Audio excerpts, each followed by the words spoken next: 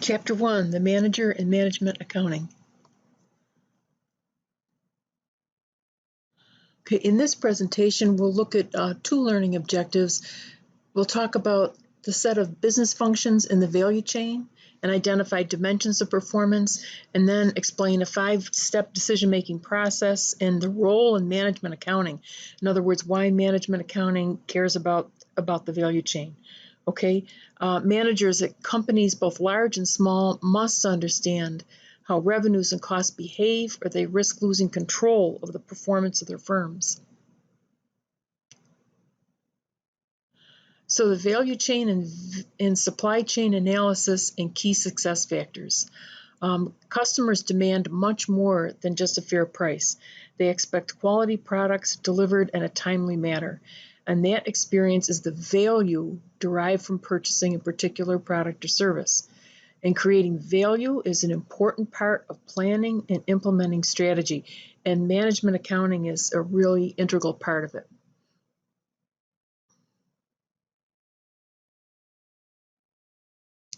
The value chain is a sequence of business functions by which a product is made progressively more useful to customers. Okay, you continue to work on all the pieces of the value chain, and it starts out with research and development, and then once it's past this, it moves into product design, then into production, and then marketing and sales. Then it's distributed to customers, and then finally we provide after-sales service to customers and customer service. Okay, so this is a whole string of activities.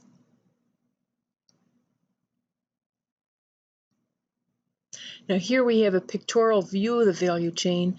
In addition to each of our functions previously discussed, you can see administration here as an additional function. And this includes accounting, human resources, information technology, and it also supports the 6 primary business functions.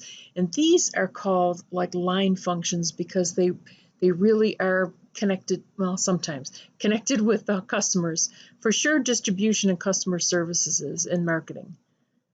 Okay, so we start out with R&D, then we go into product design, then production and marketing, distribution, and then customer service. And there's a way for us to make each one of these processes better.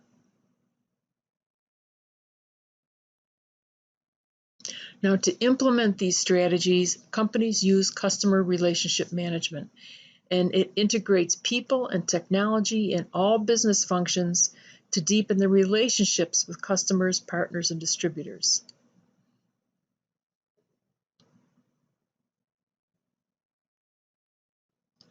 Now, to increase efficiency in these areas, in other words, to increase performance and reduce costs, suppliers may be asked to deliver smaller quantities of materials more frequently instead of one large shipment. Okay, it's just an example. So production and distribution are the parts of the value chain associated with producing and delivering a product. Together, they're known as the supply chain. Okay, so that's production and distribution. So if we go back to our picture here, that's production and distribution. Okay, that is the supply chain. So the value chain goes all the way from conception of thinking of a project to taking care of a project afterwards. Okay, that's the value chain. But the supply chain is production and distribution. Okay, this is where we were. So the parts of the supply chain associated with producing and delivering a product or service, production and distribution, are referred to as the supply chain. Okay, so it's just a piece of the value chain.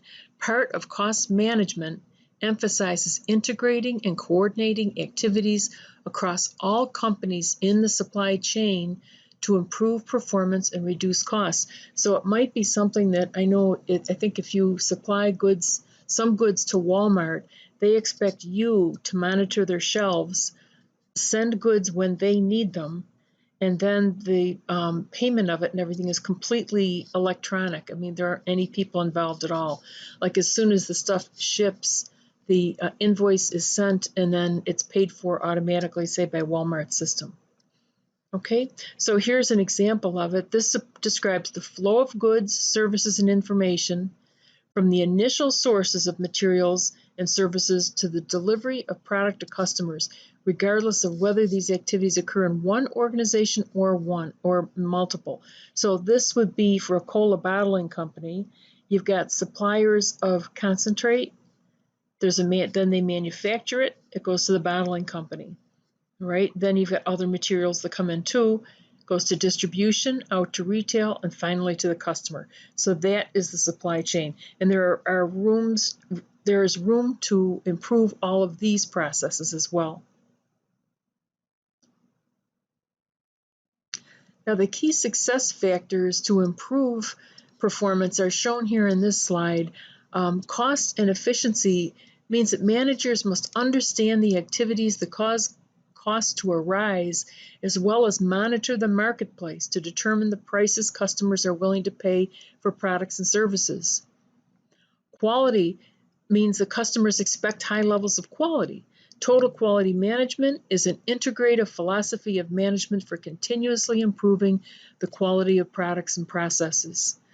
And for time, two important dimensions of time are new product development time and customer response time. So it's another thing that we evaluate. And a constant flow of innovative products or services is the basis for ongoing success of a company. And finally, sustainability, which refers to the development and implementation of strategies to achieve long-term financial, social, and environmental goals. All right, these are things that help a company survive.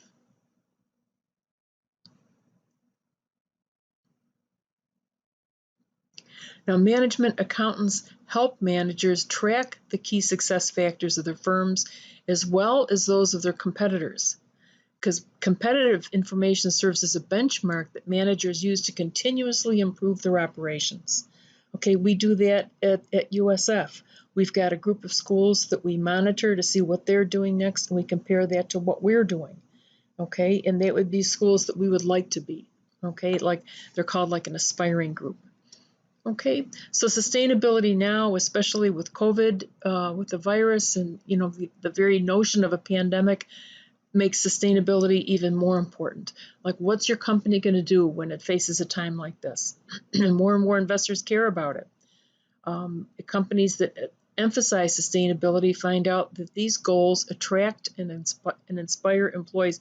And this isn't just environmental sustainability. This is like long-term sustainability, okay? But the environmental one is really important because customers prefer products of companies with good sustainability records, and they boycott companies with poor records. Society and activist non-governmental organizations monitor the sustainability performance of firms, and they take legal action against those that violate environmental laws. So all of these issues have a bigger impact than you might think. Now, here are the 5 steps in the decision-making process in planning and control, okay, which is what management is. It's planning and control, and that's what a management accountant helps with. And these the first 4 fall under planning, and the last one is control. So identify the problem, obtain information, make some kind of a forecast. Predictions makes it sound like you're looking at a crystal ball, but you're really not. And then make decisions by choosing among alternatives. And then for control, implement it, evaluate it, and learn. Okay, this we do all the time. So planning, on this slide, we can see some details of the 4 steps that comprise the planning part of the system. And as we can see in these 4 steps, we decide on the organization's goals, including actions that are required for success and estimated outcomes, as well as communicate that to the organization. And the budget, which is on the next slide, is the most important tool for planning. And the management accountant in this whole process serves as a business partner to these planning activities because they understand the key success factors and what creates value. So kind of the fun thing about being a management accountant inside of an organization is that you really are part of the company strategy. and you get to see all different dimensions of the company, okay, rather than just like working in one job in one spot. Now, control implements the plan, evaluates performance, and provides feedback. And a budget is the most like a qualitative expression of a proposed plan. Not qualitative, quantitative expression. And what's nice about a budget is that once we've got a plan, then we can compare it against the actual, and that will provide us with feedback on how we're doing. And these guidelines, they're shown here for management accountants, help management accountants provide information that's most needed for decision making.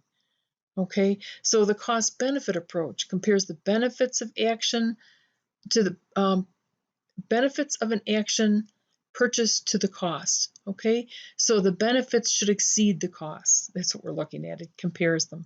Behavioral and technical considerations recognize that management is primarily a human activity that should focus on encouraging individuals to do their jobs better. And finally, managers use alternative ways to compare costs in different decision-making situations because there are different costs for different purposes. I think that's it. We're good. Okay, one more presentation and you're set with the chapter.